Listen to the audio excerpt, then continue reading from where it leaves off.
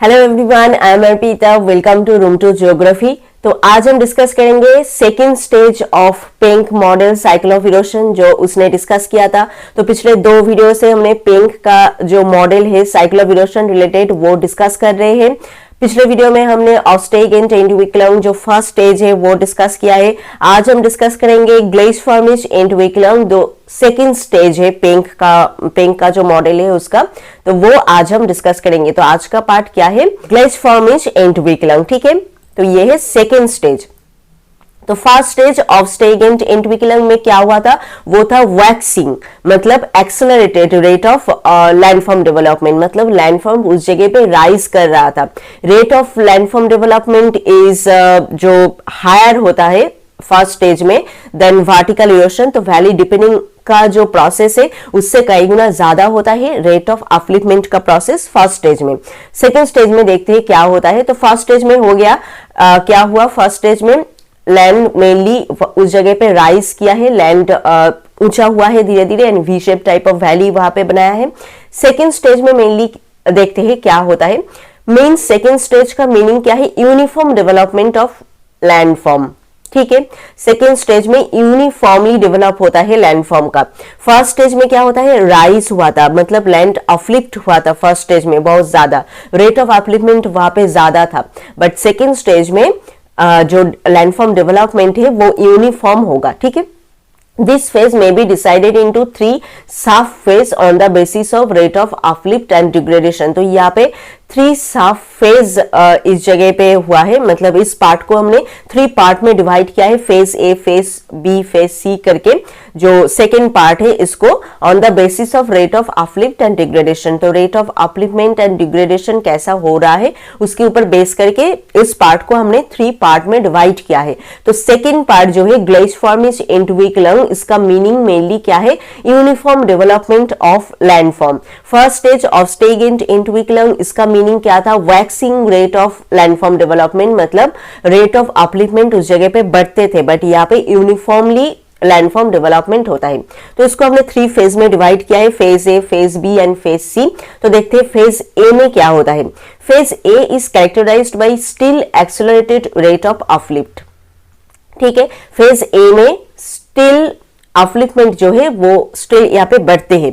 Absolute height still increases because the rate of erosion is still less than the rate of upliftment. तो first stage में क्या हुआ था? First stage में क्या था? एब्सोल्यूट हाइट उस जगह पे बढ़ रहा था क्योंकि रेट ऑफ अपलिफ्टमेंट वहां पे ज्यादा था देन रेट ऑफ इरोशन। ठीक है, तो यहाँ पे भी फेज ए में भी सेम प्रोसेस अभी भी चल रहा है कि एब्सोल्यूट हाइट यहाँ पे इंक्रीज हो रहा है एंड क्योंकि जो रेट ऑफ अपलिफ्टमेंट है वो अभी भी यहाँ पे ज्यादा है देन रेट ऑफ इरोशन। ठीक है, इसलिए नेक्स्ट क्या है? Altitude of both summit of water divide and valley floor continue to increase but relatively lower than in the phase of ऑस्टेगेंट इंडिविकुलम। तो यहाँ पे क्या हो रहा है? यहाँ पे भी फर्स्ट स्टेज के तरह जो मैक्सिमम हाइट है एंड रिलेटिव रिलीफ जो है वो बढ़ रहा है बट क्या है? Lower than the first stage of स्टेगेंट इंडिविकुलम। तो फर्स्ट स्टेज में बहुत हाई था इसका रेट, ये बढ़ने का जो प्रोसेस, बट यहाँ पे धीरे धीरे लो होने लगा है फेज ए में। ठीक है, maximum altitude is attain but relative relief remain constant because the rate of valley depending equal the rate of lowering of divide summit.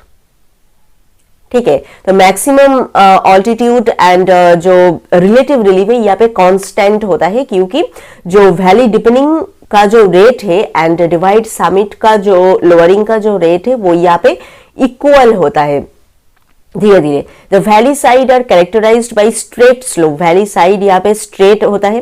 This phase is called the phase of uniform development. इसको हम कहते हैं uniform development का phase, probably because the uniform rate of valley depending and lowering of divide summit, क्योंकि यहाँ पे जो rate of valley depending है एंड जो रेट ऑफ अपलिफ्टमेंट है वो यहाँ पे यूनिफॉर्म होता है। इसके लिए यहाँ इस फेज को हम कहते हैं the phase of uniform development. Image में अगर हम देखेंगे तो ये वाला पार्ट है सेकेंड पार्ट जो आज हम डिस्कस कर रहे हैं। ये वाला पार्ट, इसके अंदर ए है फेज ए, ये है फेज बी एंड ये है फेज सी। तो फेज ए में मेनली क्या हो रहा है? ये पार्ट है फेज ए, इसके अंदर जो अभी भी सेम प्रोसेस चल रहा है पार्ट मतलब स्टेज 1 की तरह स्टेज 1 में भी यहाँ पे रेट ऑफ अपलिफ्टमेंट ज्यादा हो रहा था देन वर्टिकल इरोशन। तो यहाँ पे भी रेट ऑफ अपलिफ्टमेंट ज्यादा हो रहा है देन वर्टिकल इरोशन, बट ये जो रेट है ये धीरे धीरे कम हो रहा है यहाँ पे।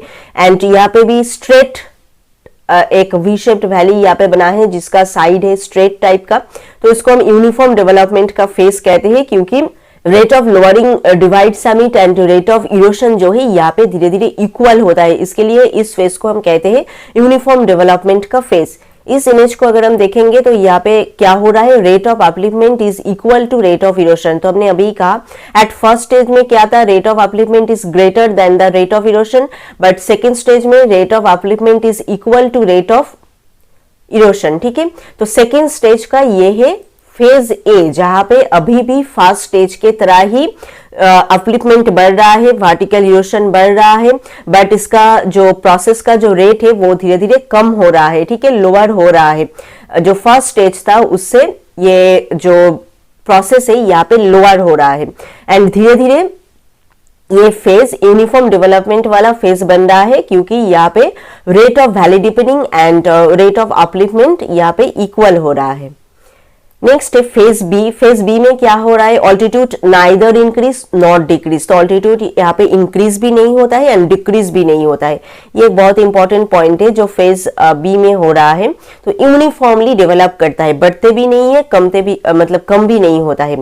Remain constant due to matching of upliftment by the lowering of divide summit due to denudation. तो ये एरिया बिल्कुल कांस्टेंट रहता है, क्योंकि अपलिफ्टमेंट का रेट एंड इरोशन का रेट यहाँ पे इक्वल होता है। जितना इरोशन होता है उतना ही अपलिफ्टमेंट होता है, तो है यहाँ पे कांस्टेंट होता है। It means upliftment still continuous. तो अपलिफ्टमेंट अभी भी हो रहा है, इसके मतलब यहाँ पे तो फर्स्ट स्टेज में तो अपलिफ्टमेंट हो रहा ही था, सेकेंड स्टेज में भी अपलिफ्टमेंट हो रहा है, बट इरोशन से ज्यादा नहीं हो रहा है। इरोशन एंड अपलिफ्टमेंट दो सेम मतलब रेट में आ गए हैं यहाँ पे। Relative relief also remain constant because the rate of the erosion of divide summit matches with the rate of the valley deepening while both are uplifted uniformly। तो relative relief भी यहाँ पे constant है, absolute height भी यहाँ पे constant है and relative relief भी यहाँ पे constant है, क्योंकि जो रेट है वो सेम है। इरोशन भी इरोशन का भी जो रेट है एंड अपलिफ्टमेंट का भी जो रेट है वो यहाँ पे सेम है। ठीक है, तो फर्स्ट स्टेज में क्या हो रहा था, relative relief and absolute height का हाइट वहां पे इंक्रीज कर रहा था एंड यहाँ पे relative relief and absolute height constant है।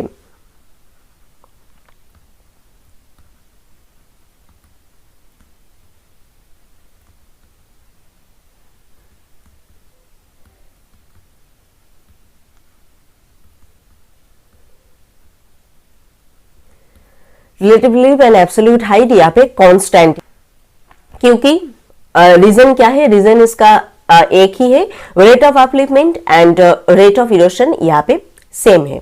नेक्स्ट क्या है, the slope of valley side at still straight as in face है बिकॉज ऑफ पैरेलल रिट्रीट। तो वैली साइड यहाँ पे अभी भी स्ट्रेट ही है। This phase is thus characterised by constant absolute and relative relief and uniform development of landform. तो इस फेज को हम कहते हैं constant absolute and relative relief. Absolute relief and relative relief यहाँ पे कांस्टेंट होता है एंड यूनिफॉर्मली लैंडफॉर्म डेवलप होता है। फेज ए में क्या हो रहा था, फेज ए सिर्फ यूनिफॉर्म डेवलपमेंट था, वहां पे रिलेटिव रिलीफ एंड जो एब्सोल्यूट हाइट था वो कांस्टेंट नहीं था, क्योंकि इस स्टेज में भी फर्स्ट स्टेज के तरह रेट ऑफ अपलिफ्टमेंट ज्यादा हो रहा था then rate of erosion, but जो प्रोसेस था वो फर्स्ट स्टेज से कम हो रहा था, जो रेट था फर्स्ट स्टेज से कम। बट फेज बी में आके वो बिल्कुल बंद हो गए हैं, मतलब बिल्कुल वो सेम हो गए हैं। ऑल्टीट्यूड यहाँ पे बढ़ भी नहीं रहे हैं एंड कम भी नहीं हो रहा है, क्योंकि सब कुछ यहाँ पे कांस्टेंट है। जो रेट ऑफ अपलिफ्टमेंट है एंड जो रेट ऑफ इरोशन है वो दो सेम है, उसके वजह से रिलेटिव रिलीफ भी कांस्टेंट है एंड जो ऑल्टीट्यूड है वो भी यहाँ पे कांस्टेंट है। ठीक है, अपलिफ्टमेंट भी यहाँ पे यूनिफॉर्मली हो रहा है। नेक्स्ट क्या है, phase C, upliftment of the land और स्टॉप कंप्लीटली। तो यहाँ पे अपलिफ्टमेंट बिल्कुल बंद हो जाता है। फर्स्ट स्टेज में अपलिफ्टमेंट ज्यादा हो रहा था, सेकेंड स्टेज में मतलब सेकेंड स्टेज नहीं, सेकेंड फेज में, सेकेंड स्टेज का सेकेंड फेज में सेकेंड फेज में क्या हो रहा था, अपलिफ्टमेंट एंड इरोशन वो सेम हो गया था। एंड फेज सी में आके क्या हो रहा है, अपलिफ्टमेंट बिल्कुल स्टॉप हो रहा है, यहाँ पे अपलिफ्टमेंट बिल्कुल नहीं हो रहा है। एब्सोल्यूट रिलीफ और ऑल्टीट्यूड और समिट डिवाइड स्टार्ट डिक्रीजिंग। तो एब्सोल्यूट रिलीफ यहाँ पे और इंक्रीज नहीं हो रहा है बट डिक्रीज होना स्टार्ट हो गया है because of absence of upliftment. क्योंकि अपलिफ्टमेंट और नहीं हो रहा है तो इरोशन का प्रोसेस तो चल रहा है, इसकी वजह से डिक्रीज होना स्टार्ट हो गया है। But continued erosion of summit of divide, तो धीरे धीरे इरोशन का प्रोसेस समिट एरिया का मतलब टॉप सरफेस का इरोशन का प्रोसेस यहाँ पे स्टार्ट हो रहा है। Relative relief also remain constant because the rate of lowering of divide summit equal the rate of valley deepening. तो रिलेटिव रिलीफ भी यहाँ पे कांस्टेंट है अब तक, क्योंकि जो वैली समिट का जो लोअरिंग का जो रेट है एंड जो वैली डिपनिंग का रेट है वो अभी भी सेम है। तो this surface is also characterised by uniform development of landscape. ये भी यूनिफॉर्म डेवलपमेंट ऑफ लैंडस्केप इस नाम से जाना जाता है। तो सेकेंड स्टेज में मेनली हुआ क्या क्या, सेकेंड स्टेज में ये है सेकेंड स्टेज, ये है ए, ये है बी एंड ये है सी। तो ए पार्ट में क्या हो रहा है, सेकेंड स्टेज को हमने 3 पार्ट में डिवाइड किया, phase A, phase B, phase C. Phase A में क्या हो रहा है, upliftment is greater than vertical erosion but the rate is lower than first stage of स्टेगेंट एंडोइकुलम। ठीक है। फेज बी में क्या हो रहा है, डेवलपमेंट यूनिफॉर्म है, यहाँ पे rate of upliftment and rate of erosion बिल्कुल इक्वल है। एंड फेज सी में क्या हो रहा है, रेट ऑफ अपलिफ्टमेंट यहाँ पे बिल्कुल बंद हो गया है, मतलब अपलिफ्टमेंट यहाँ पे नहीं है, डिक्रीज होना स्टार्ट हो गए हैं धीरे धीरे। ये देखिए टॉप समिट धीरे धीरे डिक्रीज हो रहा है, मतलब नीचे की तरफ धीरे धीरे आ रहा है। ठीक है। बट यहाँ पे भी शार्प भी शेप्ड टाइप ऑफ वैली है, बट वैली धीरे धीरे यहाँ पे साइड में बढ़ रहा है, पहले नैरो था बट धीरे धीरे वो साइड में बढ़ रहा है। एंड नीचे की तरफ भी इरोशन हो रहा है क्योंकि वैली डेप्थ में भी बढ़ रहा है, तो लोअर पार्ट में भी इरोशन यहाँ पे हो रहा है। Second stage is mainly uniform development वाला स्टेज, क्योंकि इस जगह पे डेवलपमेंट यूनिफॉर्म होता है, rate of upliftment and rate of erosion यहाँ पे सेम है।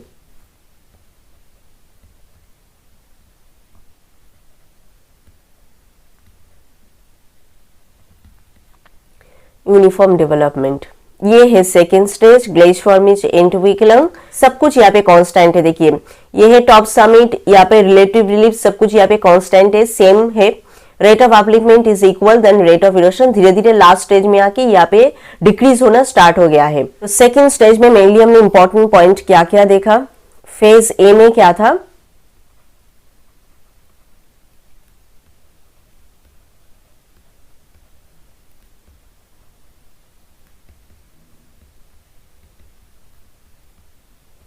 rate of upliftment is still high but lower than first stage of Stegen tentaculum.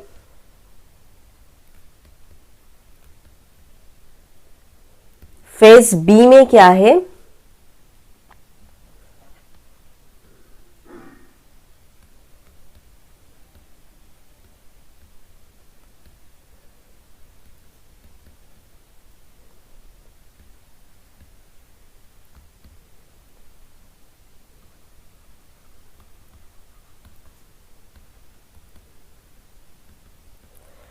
Rate of upliftment is equal to rate of erosion, इसके वजह से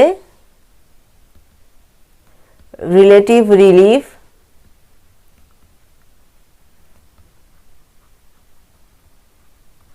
and absolute height is constant, same होता है यहाँ पे क्योंकि इक्वल है।